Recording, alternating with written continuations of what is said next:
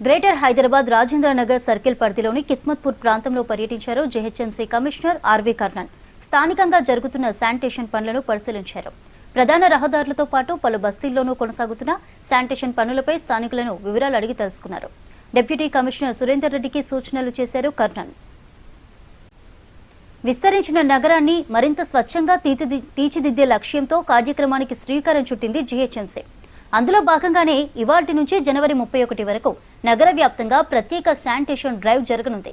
వార్డుల పునర్విభజన తర్వాత ఒకేసారి 300 వార్డుల్లో ఈ డ్రైవ్ జరుగుతోంది.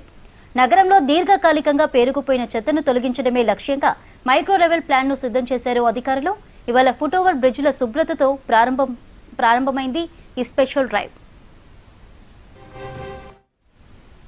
ఫ్లైఓవర్లు, రోడ్డు డివైడర్లు, చెరువులు, నాలాలు, పార్కులు, ఫుట్పాత్లు శుభ్రం చేసేందుకు ప్లాన్ చేశారు అధికారులు. నిర్మాణ వ్యర్థాలు, ట్రాన్స్ఫార్మర్ల దగ్గర పేరుకుపోయిన చెత్తను పూర్తిగా తొలగించేందుకు సిద్ధమయ్యారు అధికారులు. రోడ్ల పక్కన చెత్త తొలగించిన తర్వాత ఆ ప్రదేశాల్లో ముగ్గులు, వాల్ పెయింటింగ్లతో సెల్ఫీ పాయింట్స్గా చేయనున్నారు. బహిరంగ మూత్ర విసర్జన, ఎక్కడ పడితే అక్కడ చెత్త వేయడం చేస్తే భారీ జరిమానాలు విధించాలని నిర్ణయించారు అధికారులు. నిబంధనలు ఉల్లంఘిస్తే కఠిన చర్యలు తప్పవని హెచ్చరించారు కమిషనర్ ఆర్వి కర్ణన్.